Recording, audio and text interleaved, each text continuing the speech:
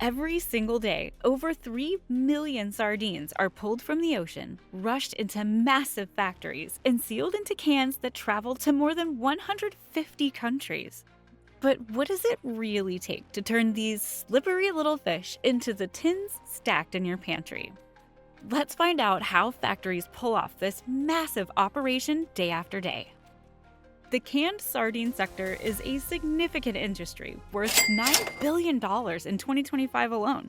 These fish are incredibly important, especially in the US, the Philippines, Portugal, Spain, and the entire West Africa region, where they are a basic part of their everyday meals.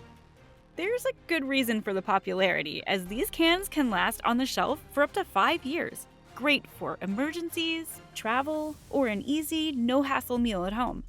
However, being able to get sardines from the ocean into a can that lasts that long is not so straightforward.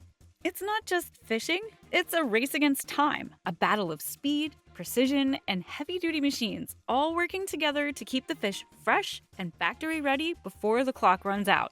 As the sun begins to dip below the horizon, fishing boats roar to life at coastal harbors. This is prime time, dusk. Sardines rise toward the surface in massive silver clouds, following the plankton that dripped up with the fading light. In the old days, fishermen relied on clues from nature, flocks of seagulls circling overhead or tiny bubbles breaking the water's surface to track down a school. But today, it's all about sonar. High-tech sensors on the boats scan the deep, bouncing sound waves through the water, and reveal the exact location of the fish below. Once a school is found, it's game on.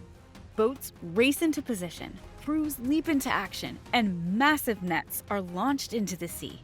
It's fast, it's intense, and it's all about timing, because if the sardines slip away, that's thousands of dollars swimming off into the dark.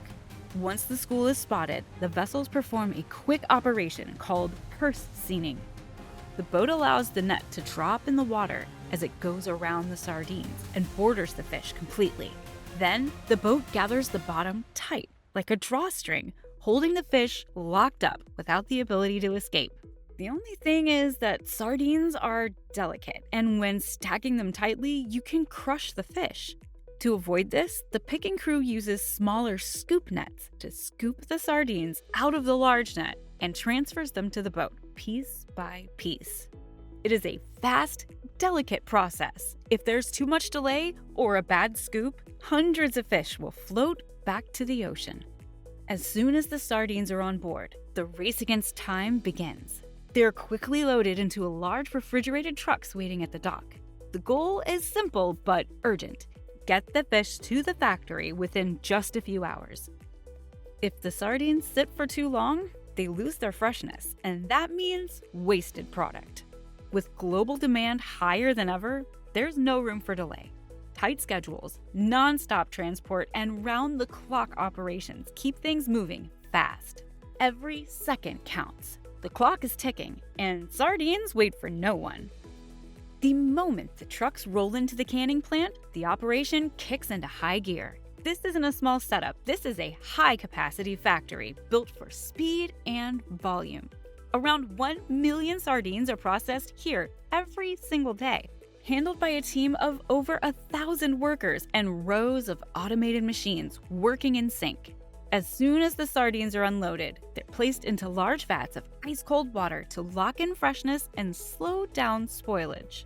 Inside, it's non-stop movement. Fish coming in, machines roaring, and people working side by side to make sure not a minute is wasted. These factories don't sleep. As soon as the sardines arrive, the entire system moves like clockwork. Inside the plant, the sardines move straight from the ice baths onto a long conveyor belts. The first step is cleaning. The fish are rinsed thoroughly in seawater to remove any sand or debris from the catch. Then, coarse salt is added, not just for taste, but to firm up the texture of the flesh before cooking. Depending on where the sardines are headed, the preparation style can change. In some countries, people want full fish, head, tail, and all. In others, especially in Western markets, the heads, tails, and guts are removed, leaving only clean fillets. It all depends on the market. What's considered delicious in one part of the world might be unappetizing in another. Next comes one of the most important steps, filling the cans. Open bottom tins steadily move along the conveyor belts, and workers stand ready at each station. Despite all the high-tech machinery, this part is still done mostly by hand.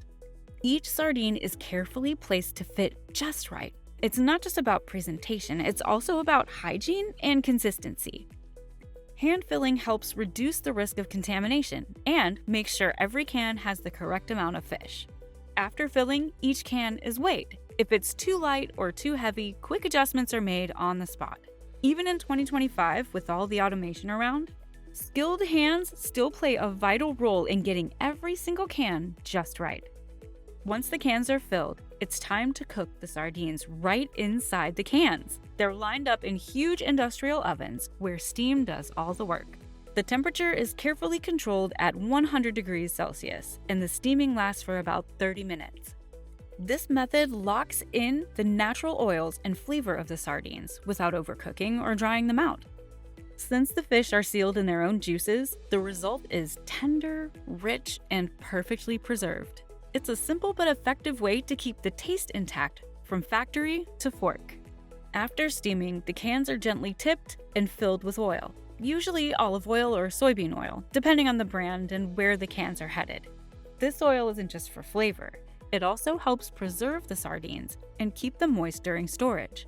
In regions like Portugal, you'll often find premium sardines packed in extra virgin olive oil, and sometimes even spicy, lemon-infused, or herb-seasoned versions. The oil adds richness, boosts shelf life, and turns a simple fish into a flavorful meal right out of the can. Once the oil is added, the cans head straight to the sealing machines. Lids are pressed on under high pressure, creating a tight vacuum seal that locks out oxygen. This is what gives sardines their long shelf life, anywhere from 2 to 5 years without refrigeration. But sealing isn't enough. Next comes sterilization.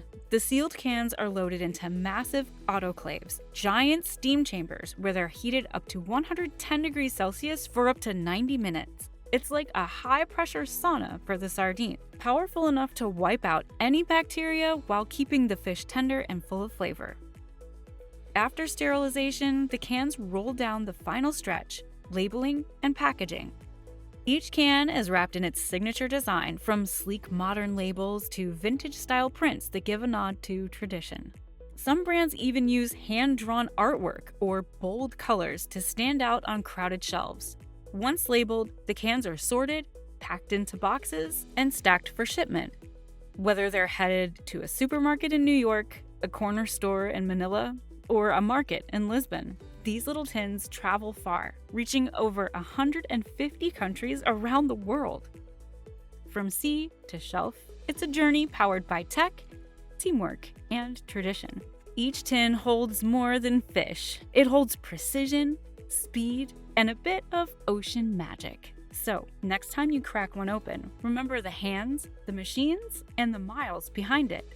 If you enjoyed this journey from sea to can, give that like button a tap. Hit subscribe for more behind-the-scenes content.